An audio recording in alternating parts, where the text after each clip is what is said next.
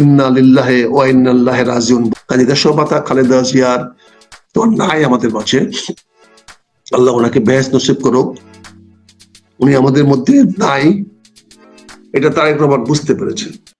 যে যেখানে আছেন দেশমাতা খালেদা জিয়ার জন্য তার আত্মার মাগফিরাত কামনা করবেন, ওনার বেহেশত নসিবের জন্য দোয়া করবেন। কারণ আমরা ওনাকে ফিরে পাবো না, ফিরে পাওয়ার কোনো সম্ভাবনা আমার চোখে দেখি না, আমি দেখি না। কারণ ওনার যে রোগ হয়েছে, যে ট্রিটমেন্ট চলছে, সেগুলা দেখে আমার মনে হয় না উনি ফিরে আসবেন। কাজে আমি ওনার তার মাগফিরাত কামনা করার জন্য সবার কাছে আবেদন রাখবো। কে কতটা ঝুঁকিতে, বরং আমরা বলতে পারি এখন কে কতটা নিরাপদে। আজকে দেশমাতা খালেদা জিয়ার মৃত্যুর নাটকটা 15 দিন ধরে করে সবচেয়ে বেশি লাভবান হয়েছে বাংলাদেশ সরকার। বাংলাদেশ সরকার 3টি ইমেজ বিল্ড আপ করতে পেরেছে গত 15 দিনে। তারা হলো, তারা দেশমাতা খালেদা জিয়ার চিকিৎসার জন্য এখনো কোনো ব্যবস্থা নাই যেটা তারা করে নাই। শেষ তক আজকে রাত্রে 10টার মধ্যে চাইনিজ শি জিনপিং বিশেষ মেডিকেল টিমও বাংলাদেশে আসার কথা শুনতেছি, জানি না কতটুকু আসবে। যুক্তরাজ্য থেকে একজন ডাক্তার আসছেন, সেটাও আমরা দেখেছি, একটা বিখ্যাত একজন ডক্টর, নাম করা প্রফেসর। তারপরে সরকার তো সবকিছু খোঁজখবর নিচ্ছেন। আমাদের বিএনপি থেকেও বলা হয়েছে যে সরকারি উপদেষ্টারা সবসময় দেশমাতা খালেদা জিয়ার খোঁজখবর নিচ্ছেন, এবং আজকের লাস্ট খোঁজখবর স্বয়ং প্রধান উপদেষ্টা নিজে সাহেব গিয়েছেন। তুমি আমাকে কয়েকটা ছবি পাঠিয়েছো, 3টা ছবি। একটা ছবিতে পাঠিয়েছো যে অনেকগুলো ডাক্তার সাহেবরা বসে একটু পরামর্শ করছেন, কিন্তু বডি ল্যাঙ্গুয়েজ, ফেস ল্যাঙ্গুয়েজটা কিন্তু মনে হচ্ছে খুশ আলাপ করছেন। একই ছবি দ্বিতীয়টাতে। এটা কোনো সিরিয়াস রোগীর জন্য এটা কোনো হয় না। সাধারণত রোগীর যে কনফারেন্স গুলো হয়, মিটিং গুলো হয়, সেগুলো হয় কোনো একটা সেন্ট্রাল টেবিল ঘিরে অথবা দাঁড়িয়ে থেকে, কারণ অনেক ডকুমেন্ট চেক করতে হয়, অনেক পেপার চেক করতে হয়। এখানে সোফায় এলিয়ে বসে কোনো রোগীর অবস্থা পর্যালোচনা করা হয় না। এটা স্বাভাবিক চিত্র নয়, এটি একটি অস্বাভাবিক চিত্র। কাজে এখান থেকে বোঝা যাচ্ছে ডাক্তারও রিলাক্টেন্ট, যে আমাদের কিছু করার নাই, খালি নাটকের ধাপগুলো একটার পর একটা আঘাত। নাটকের শেষ ধাপ তো আসতে আছে। প্রযোজক সাহেব যিনি আছেন তিনি ঠিকই মতোই সিকোয়েন্স গুলো তৈরি করে দিয়েছেন, একটার পর একটা সিকোয়েন্স আসবে এবং আমরা সেগুলা দেখে তৃপ্তি পাবো, এরকম একটা ভাব তৈরি করা হয়েছে জনগণের মধ্যে। টেনশন মানুষকে মুক্ত করে দিয়েছে, এবং এবার গ্রিন হাসপাতাল, এবার কেয়ার হাসপাতালকে সিকিউর করে দেওয়া হয়েছে, যাতে এখানে কোনো রকম মানে ক্ষোভের প্রকাশ কেউ এখানে করতে না পারে, করে দেওয়া হয়েছে। এবং আজকে প্রধান উপদেষ্টা মহোদয় যে গিয়েছেন, ওনাকে দেখেন, ছবিটা দেখানো হয়েছে, উনি যাচ্ছেন। প্রধান উপদেষ্টা সাহেব দেশমাতা খালেদা জিয়ার মাথার পাশে গিয়ে দাঁড়াতে পারতেন না? একদম মারা যাচ্ছে এমন লোকের পাশে গিয়েও কিন্তু মাথায় একটা হাত রেখে তাকে সান্ত্বনা দেওয়ার চেষ্টা করে। আজকে কি প্রধান উপদেষ্টা সাহেব দেশমাতা খালেদা জিয়ার মাথার পাশে গিয়ে হাতে গায়ে না ধরতেন, যে হয়তো সংক্রমণ হইতে পারে, যেহেতু ওনার হার্ট সংক্রমণ হয়ে আছে, হয়তো মান না, কিন্তু ওনার পাশে দাঁড়িয়ে তো একটা পোজ দিতে পারতেন, একটা ছবি দিতে পারতেন। সারা জাতিকে সেই ছবিটা দেখালে আমরা আশান্বিত হইতাম যে দেশমাতা খালেদা জিয়া আরোগ্য হবে, কারণ প্রধান উপদেষ্টা সাহেব ওনার মাথার কাছে গিয়ে বলে আসছেন।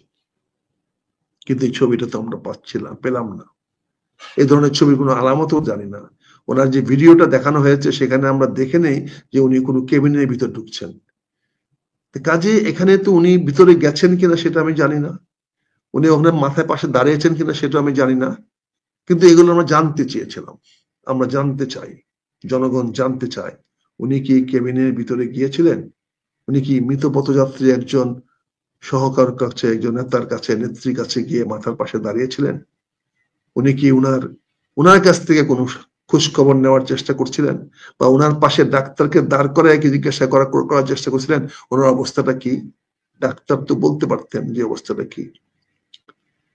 তিনি কি এত কনফারেন্স করেন, এত ইন্টারভিউ দেন, সারা বিশ্বের এখানে সেখানে এমন কোনো জায়গা নাই যে ফুটবল খেলা, ছোট ছোট টিমের সামনেও, বাচ্চাদের ফুটবল খেলাতে উনি ইন্টারভিউ দিয়েছেন, উনি বক্তব্য দেন।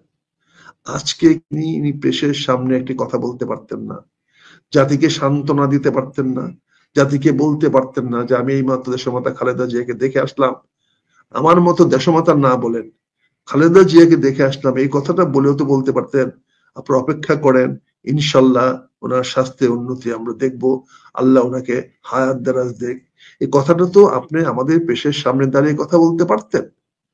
আপনি কিন্তু অজস্র প্রেস কনফারেন্স করেছেন আপনার জীবনের ব্যাকগ্রাউন্ডে। স্কুলের ছোট ছোট বাচ্চাদের সঙ্গে আপনি ছবি তুলেছেন, তাদের সঙ্গে কথা বলেছেন, বাচ্চাদের চারপাশে দাঁড় করিয়ে আপনি তাদের ছবি তুলেছেন, বক্তব্য দিয়েছেন, সে কঙ্গন ছেলে মেয়েদেরকে ছবি তুলেছেন। অথচ বাংলাদেশে আজকে আপনি আমার দেশমাতা খালেদা জিয়ার পাশে একটা ছবি তুললেন না, বা প্রেসের সামনে দাঁড়িয়ে বললেন না ভাই আপনারা ধৈর্য ধরেন, আপনারা এখানে আছেন, কষ্ট করতেছেন, গত কয়েকদিন ধরে আপনারা দিন রাত 24 ঘন্টা এখানে সাংবাদিকতার দায়িত্ব পালন করতেছেন, জাতিকে আপনারা সবকিছু সময়ে সময়ে জানাচ্ছেন, এটা জাতীয় কর্তব্য আপনারা পালন করতেছেন।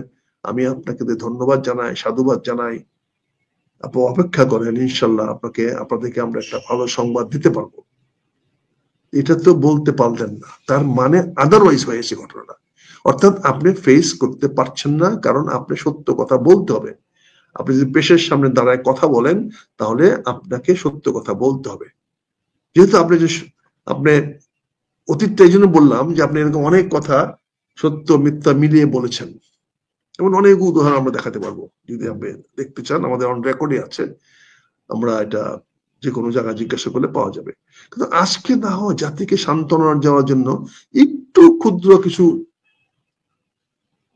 আশ্বাস বাণী শোনাতেন, হতো এটা অসত্য, তো তারপর আশ্বাস বাণী শোনাতে পারতেন, কিন্তু কিছু বললেন না। উল্টা বিএনপি থেকে ব্রিফ করা হলো, সরকার থেকে নয়। বিএনপি থেকে, বিএনপি সরকারে কত বড় দালাল হয়ে গেছে আজকে দেখেন। আজকে বিএনপি সরকারের কাছে ভিক্ষা মাগতেছে। এই যে বললেন ঝুঁকি, ঝুঁকিটা কে?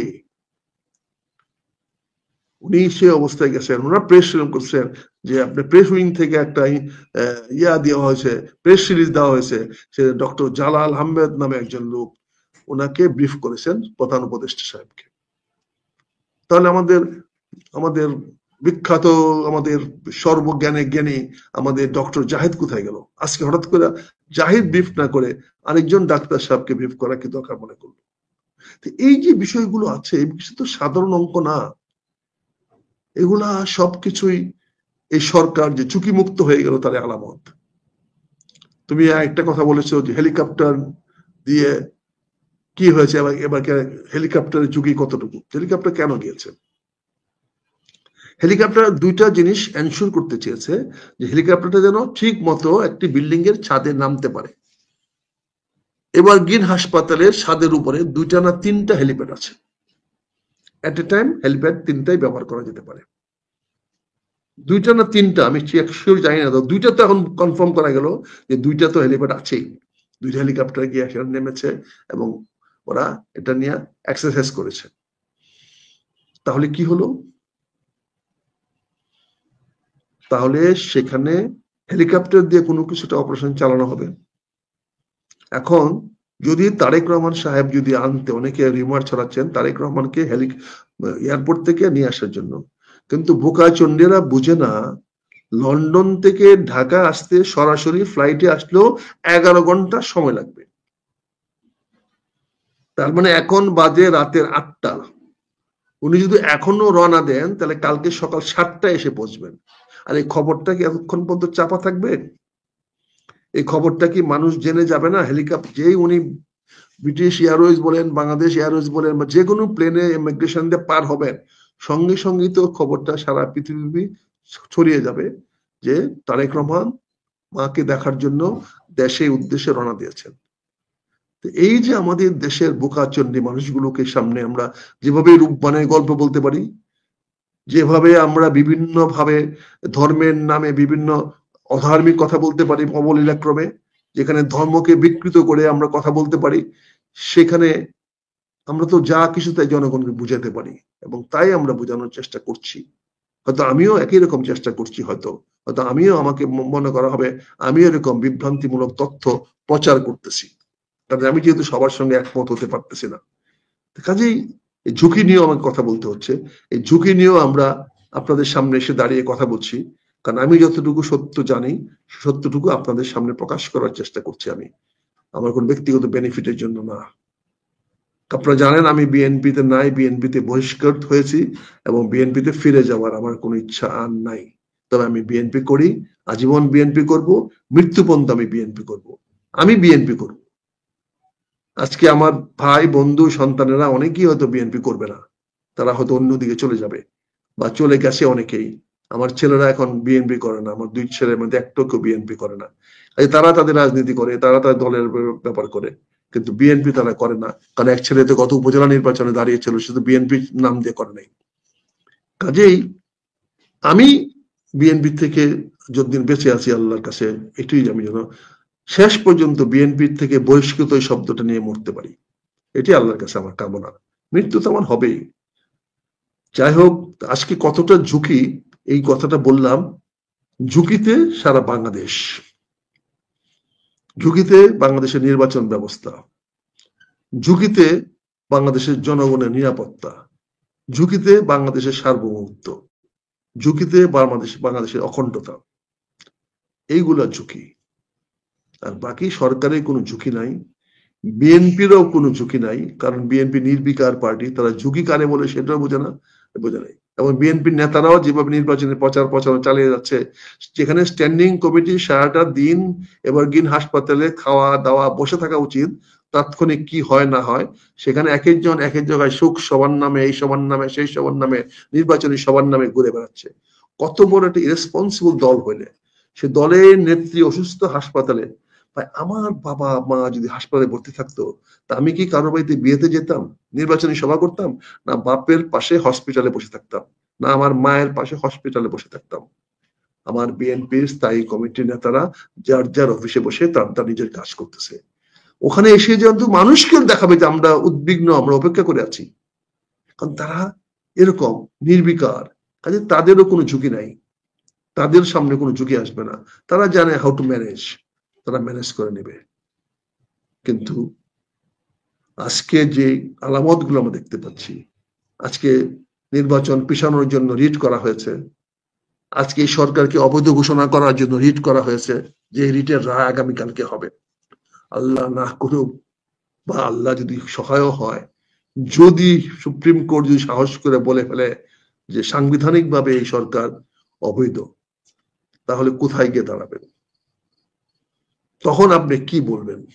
কারণ হাইকোর্ট তো নেসেটিভ ডক্ট্রিন অনুযায়ী বক্তব্য তো সমর্থন করতে পারে না, সুপ্রিম কোর্ট তো সেটা সমর্থন করতে পারে। সুপ্রিম কোর্টে যেতে হবে অ্যাজ পার সংবিধানের প্রতি লাইন বাই লাইন। সংবিধানের কোনো একটি লাইন বরখেলাপ করার, কোনো ইন্টারপ্রিটেশন দেওয়ার অধিকার নাই যতক্ষণ পর্যন্ত সংসদ তার কাছে না চাইবে। সরকার চাইলে ইন্টারপ্রিটেশন দেওয়ার কথা না, সংসদ যখন চাইবে কোন ইন্টারপ্রিটেশন তখন দিবে। সংসদ তো নাই। কাজেই আগামীকালকে যে রায়টা দিবে, সে রায়টা নিয়ে আমরা সন্দিহান, রায়টা কি জনগণের পক্ষে যাবে না বিপক্ষে যাবে। এই সরকার, এই বর্তমান প্রধান বিচারপতি সহ সুপ্রিম কোর্টের বিচারপতিরা কি সংবিধান মেনে রায় দিবেন, না সংবিধানকে লঙ্ঘন করবেন? এই প্রশ্নটা আজকে জনগণের সামনে দাঁড়াবে, এটা কালকেই হয়তো সকালে 8টা-10টার মধ্যে পরিষ্কার হয়ে যাবে। কাজে সেখানে যেহেতু আগামীকালকে অনেকগুলো ঘটনা ঘটতে যাচ্ছে, হয়তো শুক্রবার দিনটা আমাদের জন্য একটা ভালো দিন বলে আমরা রেখে দিচ্ছি। হয়তো সবকিছুর ফয়সালা এখন বৃহস্পতিবার রাত্রে বা শুক্রবার সকালে হবে। আমি আশা করেছিলাম আগামীকালকে সকালে হবে, কিন্তু আগামীকালকে সকালে সেটা হবে না, যেহেতু আগামীকালকে একটা রায় রয়ে গেছে। এই রায় এবং দেশমাতা খালেদা জিয়ার স্বাস্থ্যের শেষ খবর, এটা একসঙ্গে দুইটা গুলা আনানো যাবে না। যেহেতু খবরগুলা গোপন রাখা সম্ভব হয়েছে, চেপে রাখা সম্ভব হয়েছে, কেউ এখন পর্যন্ত জানতে পারে নাই, কাজে এটাকে শুক্রবার পর্যন্ত নিয়ে যাওয়া যাবে খুব সুন্দরভাবে। এবং শুক্রবারে স্বাভাবিক দিনে সবাই জুম্মার মুডে থাকে, ছুটিতে থাকে, বাড়ি ঘরে থাকে, তাদের জন্য একটা ভালো সুযোগ হবে দেশমাতা খালেদা জিয়ার জন্য আসার। তো এর আগে হেলিকপ্টার যে মহড়াটা করেছে, সেই মহড়াটা হইতে পারে যে ওনাকে নিরাপদ কোনো হাসপাতালে নিয়ে যাওয়া হবে, ওনাকে এমন কোনো সুরক্ষিত জায়গায় নিয়ে যাওয়া হবে যেখানে মানুষ ইচ্ছা করলে ঢল নামতে না পারে, ঢল হিসেবে মানুষ না যেতে পারে। হয়তো একটা শৃঙ্খলার মাধ্যমে মানুষকে দেশমাতা খালেদা জিয়াকে শেষ দেখানোর ব্যবস্থা করা যেতে পারে। হয়তো এমনও হইতে পারে, অনেকে হয়তো এমনও খয়াস থাকতে পারে যে বাড়িতে দেশমাতা খালেদা জিয়া এতদিন ছিলেন, সেখানেও হয়তো ওনার ডেড বডিটা নিয়ে একবার রেখে আসতে পারে যে আপনার এই ভূমিতে আমরা আপনাকে শেষ শয্যাটা এখানে রাখলাম। এটাও হতে পারে, এটাও রাজনৈতিক একটা খেলা চলতে পারে। সবকিছুরই তো একটা সুরাহা করে ফেলতে হবে। কাজে এটা আগামীকালকে সকালে আমরা আশা করেছিলাম, আমাদের কল্পনায় ছিল, আমাদের হিসাবে ছিল যে এটা আগামীকাল সকালে হবে। তো এখন এটা মনে হয় 24 ঘন্টার পিছিয়ে যাচ্ছে, যেহেতু আগামীকালকে হাইকোর্টের একটা বিশাল, সুপ্রিম কোর্টের একটা গুরুত্বপূর্ণ রায় অপেক্ষা করছে এবং রায়ের দিনটা নির্ধারিত হয়েছে। কাজে সে রায়টা অবশ্যই প্রচারিত হবে এবং মানুষ সেটার জন্য উদ্গ্রীব হয়ে আছে। নির্বাচনটাকে পিছানোর জন্য একটা রিট করা হয়েছে, সেই রিটটাও কালকে আলোচনায় আসবে। সেখানেও যদি কোনো রকম রিট অ্যাকসেপ্ট করা হয় বা রুল ইস্যু দেওয়া হয়, তাহলে দেশের সবকিছুই, একটা সার্বভৌমত্ব বলেন, অখণ্ডতা বলেন, গণতন্ত্র বলেন, সবকিছু ঝুঁকির মধ্যে পড়ে যাবে।